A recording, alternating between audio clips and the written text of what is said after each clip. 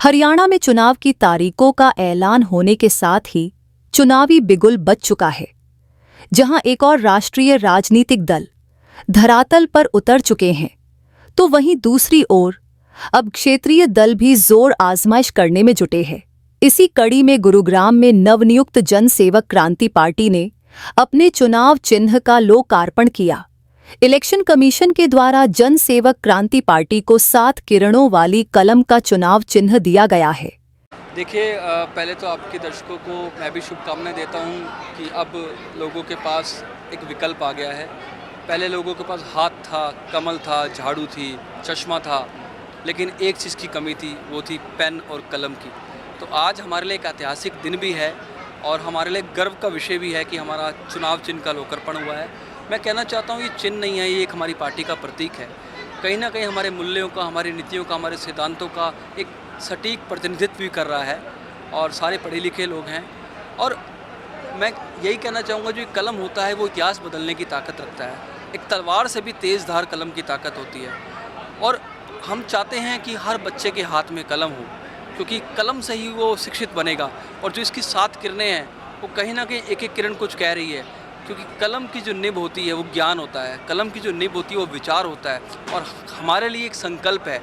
और ये संकल्प हरियाणा में एक विकल्प के रूप में आने वाला है और हम लोग यही चाहते हैं कि ये जो किरण है एक शिक्षा देगी, एक पारदर्शिता दिखाएगी, एक समानता होगा, एक विकास करेगा, एक महिला सशक्तिकरण होगा और कहीं ना कहीं मूलभूत सुविधाएं लोगों को मिलेंगी और हर व्यक्ति को बेहतर शिक्षा मिले, बेहतर स्वास्थ्य मिले, बेहतर मूलभूत सुविधा मिले। यही इस कलम की पहचान है और एक नई ताकत, नई पहचान ये कलम देने वाला है। गुरुग्राम के परशुराम वाटिका में जन सेवक क्रांति पार्टी के राष्ट्रीय अध्यक्ष के द्वारा चुनाव चिन्ह का लोकार्पण किया गया। इस कार्यक्रम में सैकड़ों की संख्या में लोगों ने भी शिरकत की। इस दौरान पार्टी के राष्ट्रीय अध्यक्ष अंकित अलघ ने कहा कि कलम में ताकत होती है कि वह इतिहास रच सके और बदलाव ला सके। जन सेवक क्रांति पार्टी की यह कलम भी हरियाणा में बदलाव लाने का काम करेगी। साथ ही उन्होंने केंद्र की भाजपा सरकार पर निशाना साधते हुए कहा कि बीजेपी सरकार ने क्षेत्रीय दलों को दबाने का काम किया है, लेकिन जनसेवक क्रांति पार्टी हरियाणा में बेबाकी के साथ चुनावी मैदान में उतरेगी। मैं इस पे एक उल्टी बात कहना चाहता हूँ, क्यों नहीं एक नई पार्टी आनी चाहिए, क्यों नहीं नए लोगों को राजनीति में आना चाहिए। राजनीति का शुद्धिकरण तभी होगा जब नए युवा राजनीति में आएंगे, क्योंकि जो अभी एग्जिस्टिंग राजनीतिक दल हैं वो कहीं ना कहीं युवाओं के नाम पे सिर्फ राजनीति करते आए हैं, युवा शक्ति के नाम पे राजनीति करते आए हैं, युवाओं को कभी स्पेस नहीं दिया। मैं समझता हूँ ये एक लोकतंत्र में सब स्वतंत्र हैं, संविधान में भी लिखा है कोई भी दल बना सकता है। हाँ, लेकिन जो हमारी एक केंद्र में सरकार है उन्होंने क्षेत्रीय दलों को निगलने का काम किया है, क्षेत्रीय दल उनके बराबर ना आए उनको कहीं ना कहीं दबाने का काम किया है, इसलिए लोग डरते हैं। लेकिन हम हिम्मत वाले लोग हैं, क्योंकि हम साहसी हैं, हमारे पास ताकत है, हम पढ़े लिखे लोग हैं और हमारे पास कलम है।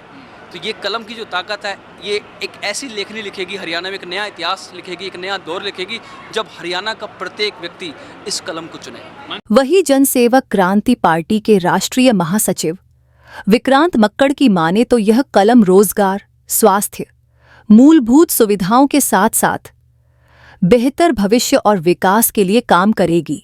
साथ ही उन्होंने यह भी ऐलान किया कि हरियाणा में कम से कम 5 सीटों पर जन सेवक क्रांति पार्टी अपने उम्मीदवारों को मजबूती के साथ उतारेगी।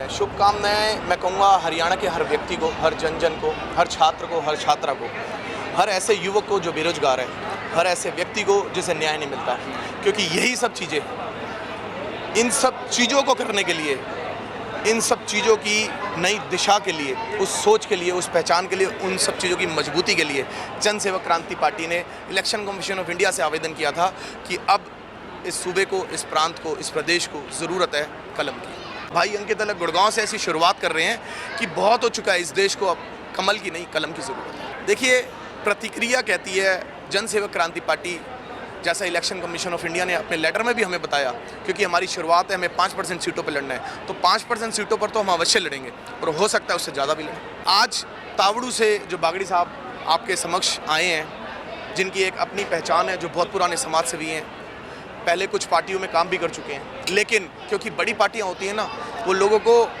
मैं कहूँगा हिस्सा नहीं बनाती, उनका शिकार करती है। तो ऐसे लोग मैं आपके चैनल के माध्यम से भी कहना चाहूँगा, जो समाज से भी हैं, जिनके दिल में सच में हिंदुस्तान जीता है, जिनके दिल में जनसेवा का भाव है, वो आगे आएँ, जनसेवक क्रांति पार्टी से बात करें, जनसेवक क्रांति पार्टी से जुड़े, जनसेवक क्रांति पार्टी के साथ कंधे से कंधा मिलाकर खड़े हुए, क्योंकि यहाँ पर पदों की बात नहीं होती, यहाँ पर सेवा की बात होती है। तो आप आएँ, हमारे साथ जुड़ें और मिलकर के सेवा करेंगे और हरियाणा को ज़रूर आने वाले समय में नंबर 1 बनाएंगे। बहरहाल एक बात तो साफ है कि हरियाणा में चुनावी बिल्कुल बजने के बाद अब तमाम नेता एक्टिव मोड में नजर आ रहे हैं, लेकिन यह तो 4 अक्टूबर को ही साफ हो पाएगा कि जनता किसको जीत का ताज पहनाती है।